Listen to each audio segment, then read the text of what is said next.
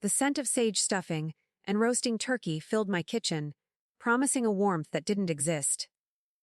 I had their presents wrapped in silver paper, stacked by the door like soldiers waiting for a war that was already lost.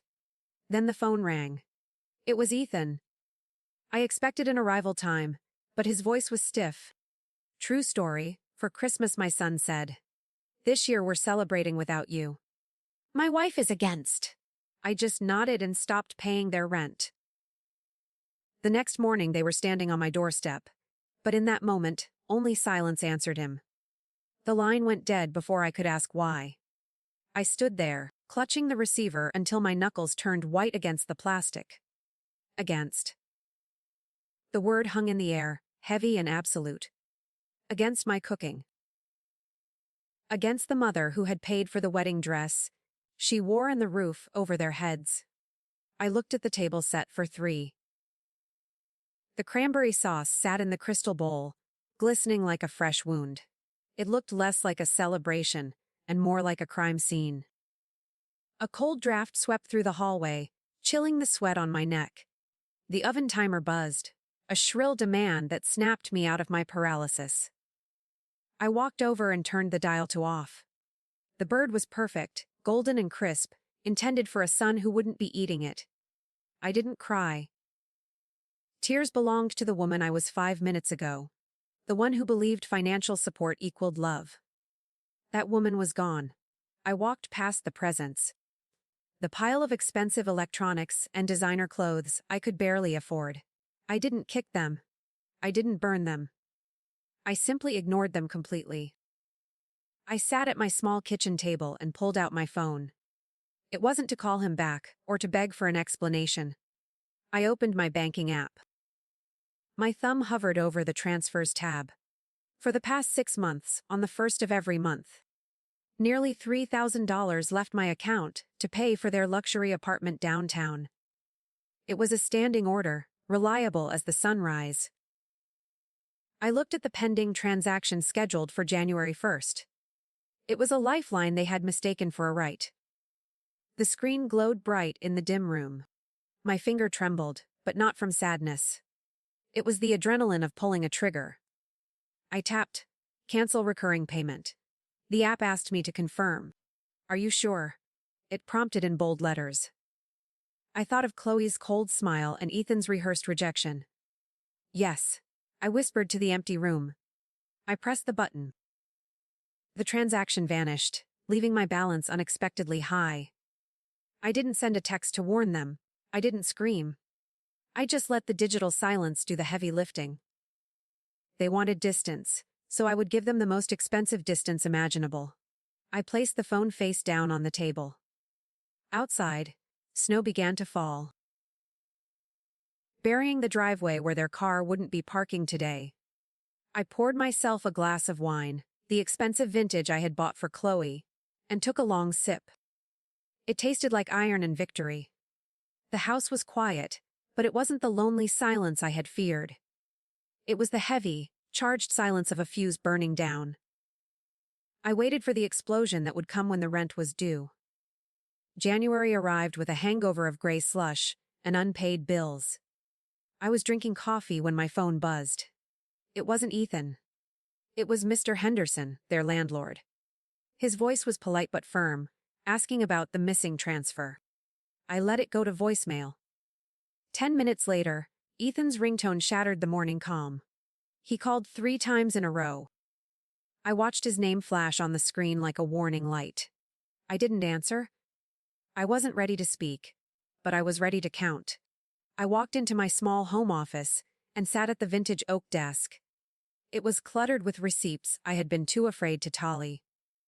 For years, I treated my bank account like a foggy mirror, wiping just enough away to see if I was still standing. Today, I needed clarity. I opened my laptop and logged into the bank portal. The screen brightness stung my tired eyes. I created a new spreadsheet and named it simply the cost. It was time to audit my love. I started with the rent. $2,800 a month. My fingers flew across the number pad, entering the data with a grim rhythm. That alone was staggering, but I had only covered the past 6 months fully. Before that, it was the wedding. I found the transaction for the venue deposit, then the catering, then Chloe's dress. $15,000 for a party, where I sat at a back table near the kitchen. The total sum was climbing faster than my pulse. Then came the smaller cuts, the ones that bled me slowest, transfers labeled car repair, and security deposit, and utilities. Each one came with a frantic text from Ethan or a tearful call from Chloe. They always promised to pay me back when his bonus arrived or her commission cleared. I scrolled through 3 years of history. There wasn't a single incoming transfer from either of them. Not 1 cent. The loans were gifts, and the emergencies were just their standard cost of living. The final number stared back at me: $4,350. I felt the breath leave my lungs. That wasn't just disposable income. That was my roof fund. That was the money for a new furnace. That was the care facility I wouldn't be able to afford when I got too old to climb the stairs. I had mortgaged my future to fund their present. I wasn't being generous, I was being reckless. I had handed them my safety net. Anger replaced the fear, sharp and hot. I clicked on a transfer from last August labeled emergency dental work. Chloe. $9,000. She had called crying, claiming she needed implants immediately. I opened a new tab and pulled up Chloe's Instagram. I scrolled back to August. There were no swollen cheeks or surgery updates.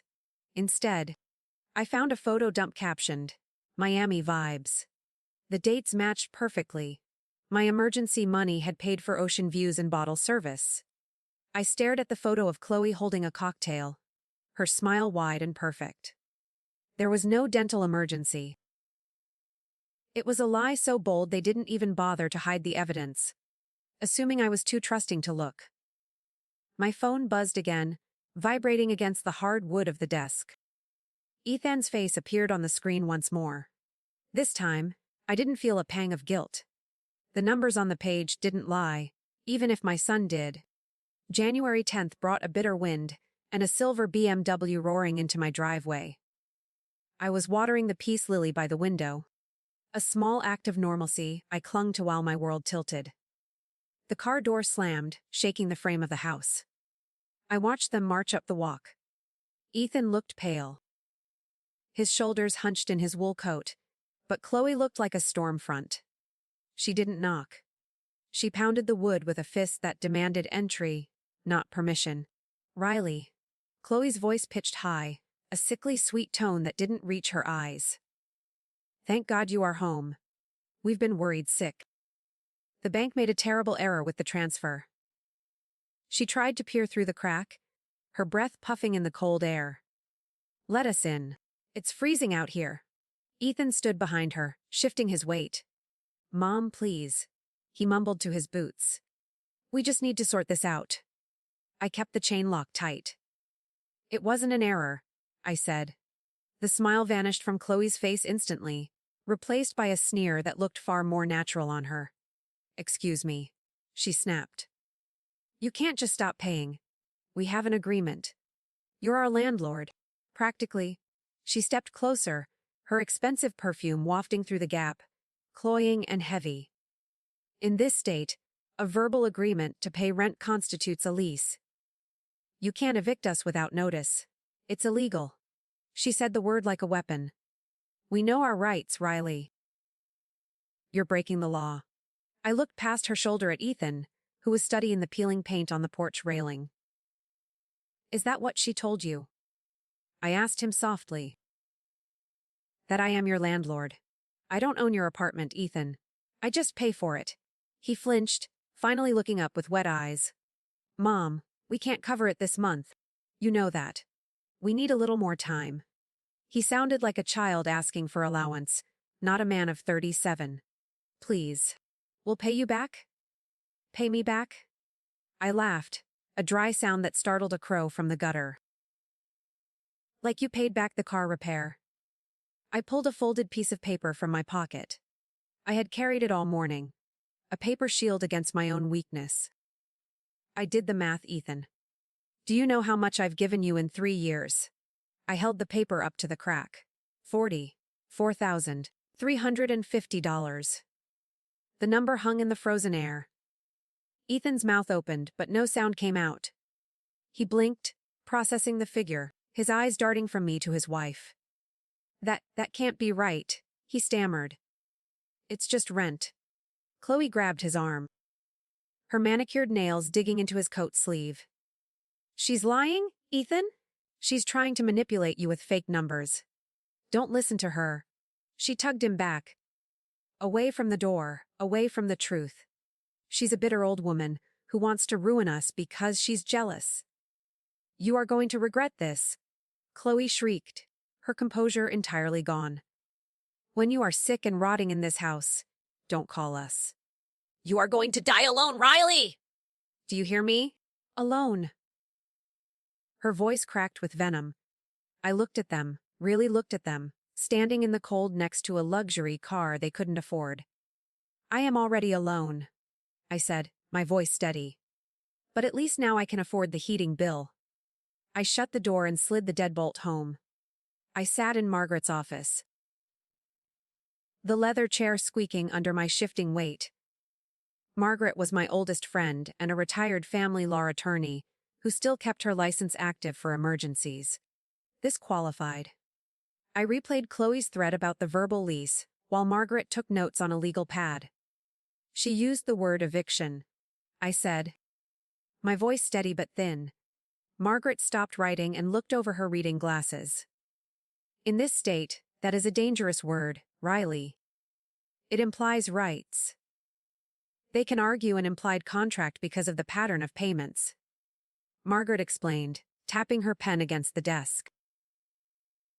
If they can prove you intended to support them indefinitely, a judge might pause any separation of finances to prevent homelessness. I felt the blood drain from my face. I was trapped by my own generosity. Margaret added, leaning forward with a shark-like grin. If we can find evidence that they viewed this as exploitation. We break their argument. I drove home with a singular mission. I needed to prove my son and his wife weren't tenants, but distinct financial predators. I brewed a pot of black coffee and sat back down at my computer. I wasn't looking at bank statements this time. I was looking for words. I opened my email archive, searching for terms like loan, borrow, or help. Thousands of results flooded the screen. I started clicking, looking for a smoking gun in the digital haystack. Hours passed. My eyes blurred from the screen's glare. Then I found it. An email from 8 months ago. Sent from Ethan's account, but with a subject line that didn't sound like him. Strategy update. Forwarding for records. It was sent to an address I didn't recognize. But he had accidentally copied me. I must have missed it back then, buried under spam. I clicked it open. The text wasn't written in Ethan's voice. It was pure Chloe. The email was a bulleted list titled, 5-year stability plan. I read the first point, Phase 1 rent subsidy. My stomach turned over. Phase 2. Vehicle acquisition via guilt trip. I remembered the breakdown call, the tears about her safety on the highway. Phase 3. Mortgage co-sign. They weren't just bad with money. This was an architectural blueprint of my ruin. They had gamified my affection. I wasn't a mother to them. I was a vein to be mined. I forced myself to read further, past the financial goals and into the commentary. The ATM is resilient. One bullet point read. But if we play the grandkids card next Christmas, we can accelerate the inheritance transfer. I covered my mouth to stop a sob that was more rage than sorrow. They were betting on my death. They were calculating my lifespan against their mortgage rates. The cruelty was so precise it felt mechanical. Ethan had seen this. I printed the email. The printer whirred, spitting out the physical proof of their malice. I held the warm paper, reading the final line again. Estimated waiting period, 10 to 15 years. They had planned to bleed me dry for a decade. I picked up my phone and dialed Margaret's number. I found it, I said, my voice hard as diamond. And Margaret. I am not just cutting them off. I am going to make sure they never touch a cent. When the doorbell rang on a Tuesday evening, I didn't need to check the peephole. I felt their presence like a drop in barometric pressure. I opened the door to find a different version of my son. Gone was the entitlement from January. Ethan wore a faded sweater, his head bowed. Chloe stood beside him, hands clasped like a penitent schoolgirl. They brought flowers. Grocery store carnations wrapped in crinkly plastic. It was a performance, but I needed to see the second act. I let them in, but I didn't offer coffee. We sat in the living room, the space between us vast. We've been doing a lot of thinking. Ethan started, his voice cracking on cue. We realized we were wrong. About everything. Chloe nodded eagerly, eyes shining with unshed tears. We started seeing a financial counselor, Riley. To learn how to budget. We want to be independent. We want to make you proud again. The script was flawless, polished to a high sheen. That sounds promising, I said, keeping my face neutral. I watched Chloe's fingers twitch against her purse. We found a new place, she said softly. Much smaller. Only $1,500 a month. It's a walk up on the east side, but we can afford it. We just want a fresh start. She smiled, a brave, tragic little expression. Away from the luxury trap. We're really trying to fix this. It was almost convincing, if I hadn't read the email calling me an ATM. Then came the pivot. Ethan cleared his throat, unable to meet my eyes. The thing is, Mom, moving is expensive. We have the first month's rent saved, but we're short on the security deposit. He paused, waiting for me to jump in. I didn't. It's just $1,500, Chloe added, leaning forward. A one-time loan. We swear. Once we're in, we'll pay you back $25 a month. The trap was baited with the promise of them leaving me alone. I looked at the carnations wilting on the table. I am glad you are seeing a professional, I said slowly. I'd like to verify that. What is the counselor's name? I'll write the check directly to their office instead of the deposit. The air left the room instantly. Chloe froze. Ethan looked at his wife in panic. Oh, it's a private practice. Chloe stammered, flushing pink. They don't take third-party payments. It has to be cash. The lie unraveled in real time. There is no counselor, I said, my voice dropping. And there is no voluntary move. I pulled a folded letter from my pocket. A copy of the eviction notice sent to my address, because I was listed as an emergency contact. You aren't choosing a humbler life, Chloe. You are being kicked out on Friday. Ethan flinched as if I'd slapped him. You lied to get the deposit because you have nowhere to go. You aren't changing. You are just desperate. Chloe stood up so fast her chair tipped over. The penitent act evaporated, replaced by the predator I knew. So what? She screamed, her face twisting into a mask of rage. You want your son on the street. You want him homeless. She pointed a shaking finger at my chest. If we get evicted, it goes on our record. We'll never rent again. This is your fault. She wasn't asking anymore. She was blaming me for the gravity of her own choices. The door slammed shut, vibrating the framed photos of Ethan's childhood on the hallway wall. I didn't chase them down the driveway or call out for reconciliation. I locked the bolt and leaned my forehead against the cool wood, listening to Chloe scream at my son in the freezing dark. It wasn't the end of the conflict. It was merely the signal for the real war to begin. That night my phone started lighting up with notifications. Not texts, but alerts. Opened Facebook to find a wall of text on a local community page. Chloe's post was a masterpiece of victimhood titled, Slumlord, Mother Evicts Son in Winter. She claimed I demanded illegal rent hikes and refused to fix a broken furnace. I forcing them into the freezing cold. Strangers were commenting by the dozen, calling me a monster and a narcissist. How can a mother do this? One user wrote. She belongs in a home. Another added. I watched the likes tick upward, each one a tiny stab of betrayal. My hands shook as I scrolled through the comments. She wasn't just asking for money anymore. She was trying to burn my reputation to ash. 2 days later, a gray sedan pulled up to my curb. A woman in a sensible beige coat stepped out, holding a thick clipboard like a shield against the wind. I opened the door before she could knock. "Ms. Riley?" she asked, flashing a state badge. "I'm from Adult Protective Services. We received a concerning report regarding your welfare." She looked past me into the house. "Checking for squalor. The report claims you are suffering from untreated dementia and financial confusion." Chloe had weaponized the state against me. She was trying to prove I was mentally incompetent. I invited the woman in and made a pot of herbal tea. I spoke in clear, complex sentences, showing her my organized pantry and the meticulous spreadsheet of my expenses.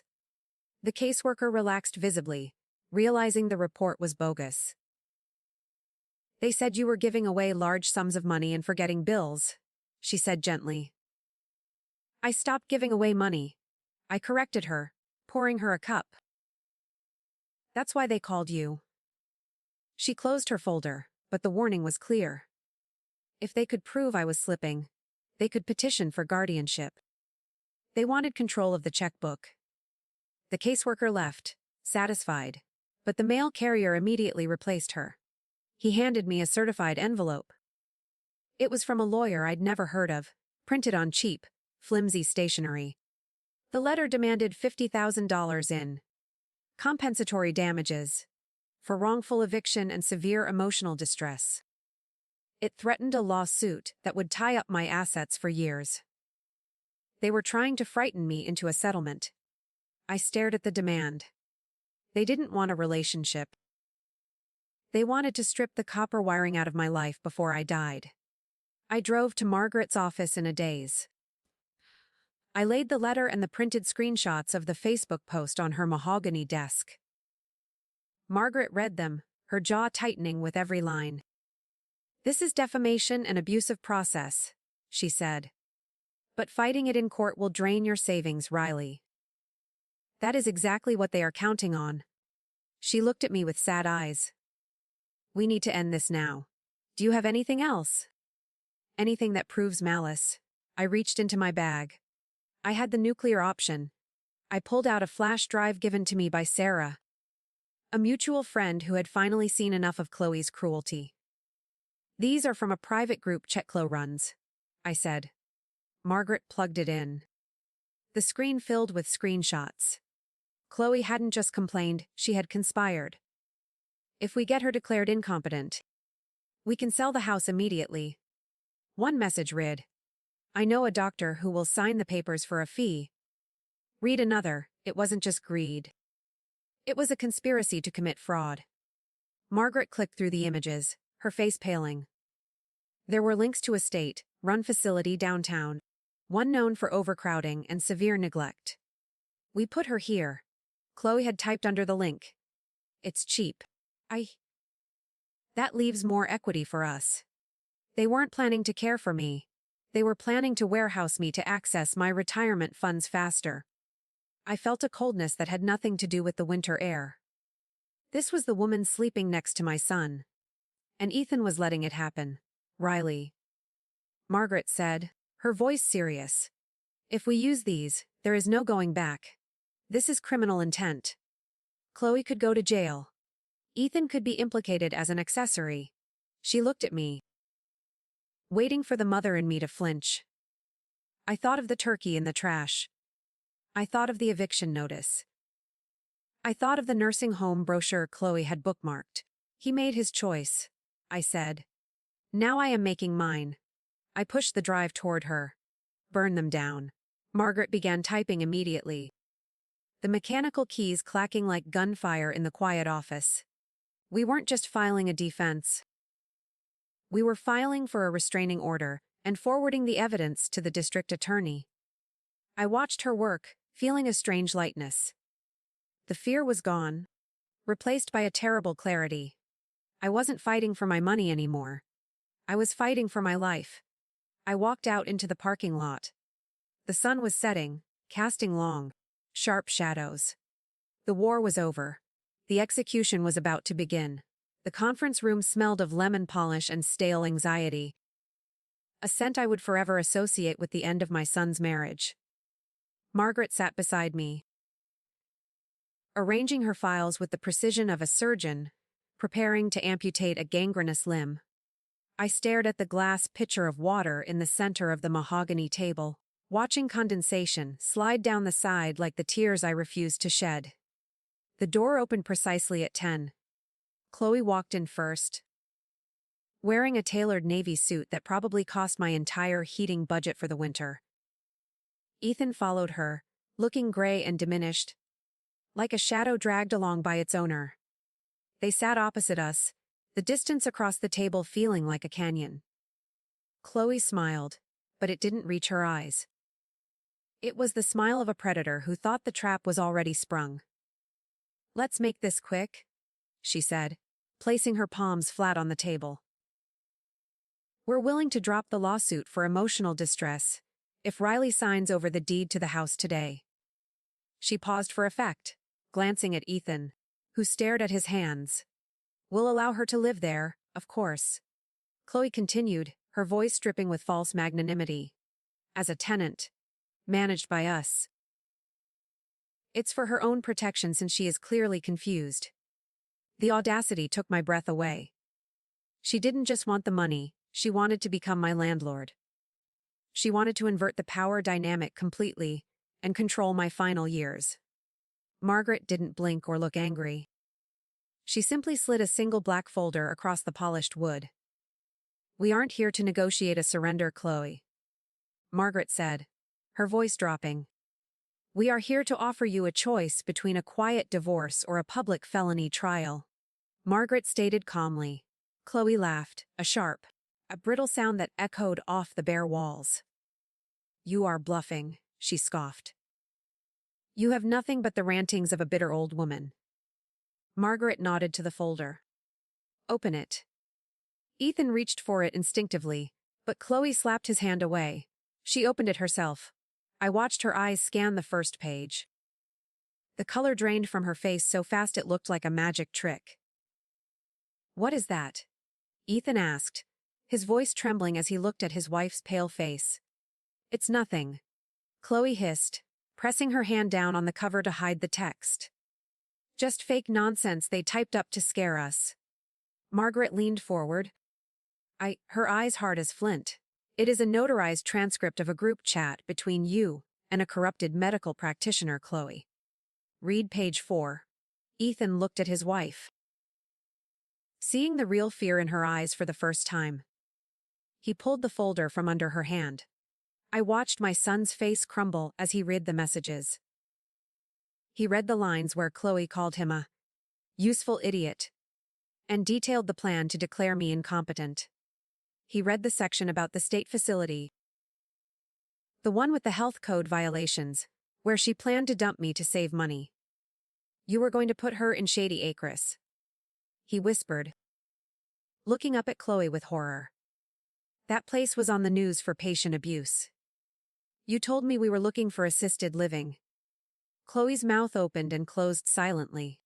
Ethan flipped the page, his hands shaking so hard the paper rattled. He read the insults, the mockery of his childhood photos, and the jokes about how long it would take me to die so they could cash out. "You said you loved her," Ethan said, his voice gaining strength. "You said my mother was difficult but family." He pointed to a text where Chloe referred to me as the rotting bank account. "This isn't frustration, Chloe. This is hate." Chloe stood up, her chair screeching against the floor. "I did it for us." The room held its breath as the truth hung heavy in the air. Ethan looked at the woman he had married, then he looked at me. I saw the boy I raised peek through the exhaustion and manipulation. He didn't scream or fight. He simply stood up, gathered his coat, and walked around the table. He didn't stop until he was standing behind my chair, his hand resting tentatively on my shoulder. It was a heavy, warm weight. "We aren't doing this," Ethan said to her. I am not suing my mother. Chloe's face twisted into something ugly, the mask finally slipping completely. You can't leave me, she spat, her eyes wild. You can't afford to. Who manages your paycheck, Ethan? Who handles the savings? Ethan frowned, confused. I make good money. I can manage. Chloe laughed, a manic, desperate sound. You make money, but you don't have money. I drained our joint savings to an offshore account 3 months ago. You're broke, honey. Without me. You're nothing but a mama's boy with a negative balance. The cruelty was absolute. Margaret cleared her throat, sounding bored by the theatrics. Actually, we tracked those transfers too, she said, pulling a second sheet of paper from her briefcase. That's wire fraud, Chloe. And since you just admitted to it in front of a court reporter. She gestured to the woman in the corner typing furiously. We have a confession. Chloe spun around, noticing the stenographer for the first time. The blood left her face again, leaving her looking gray and aged. She looked at the door, then back at us, realizing the walls had finally closed in. The kitchen smelled of roasting turkey again. But this year the air felt lighter. I adjusted the centerpiece. A simple arrangement of pine cones and holly I had gathered myself. The silence of the house wasn't heavy or accusing anymore. It was just peaceful. I wasn't waiting for a phone call that would break my heart. I was waiting for a guest who actually wanted to be here. Outside, the snow covered the scars on the driveway where the silver BMW used to park. Ethan arrived right on time, driving a used sedan that rattled slightly when he idled. He looked thinner, the softness of his luxury life burned away by a year of hard reality. He stomped the snow off his boots and smiled. A genuine expression that crinkled the corners of his eyes. There was no Chloe hovering behind him, checking her watch or critiquing my decor. It was just my son, standing on his own 2 feet, carrying a foil-covered dish. I made the stuffing, he said, handing it over with a hint of pride. It's not gourmet.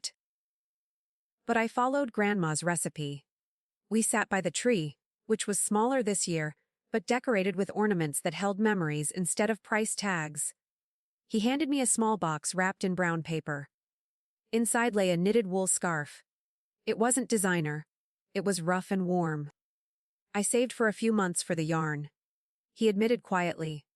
I ran my fingers over the uneven stitching. For years, I had bought their affection with checks I couldn't afford to write, thinking that provision was the same thing as love. I was wrong. The sweater he wore was frayed at the cuffs, and his hands were rough from the extra shifts he worked at the warehouse.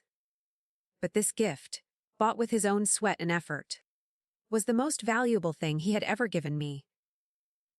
It was honest. I also brought the mail from the old P.O. box, Ethan said, pulling an envelope from his pocket. It was from the Department of Corrections.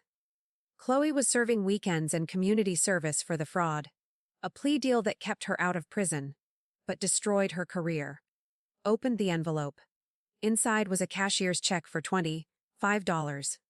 It was the first restitution payment. At this rate, it would take her a lifetime to pay back what she stole. I didn't tear it up. I didn't cash it to buy groceries. I walked to the hallway and pinned it to the corkboard next to the calendar. It wasn't about the money anymore. It was a receipt for my freedom. A monthly reminder that I had survived the extraction plan. I went back to the kitchen where Ethan was carving the turkey, laughing at a joke I made. My savings account was still recovering, but for the first time, my heart was full.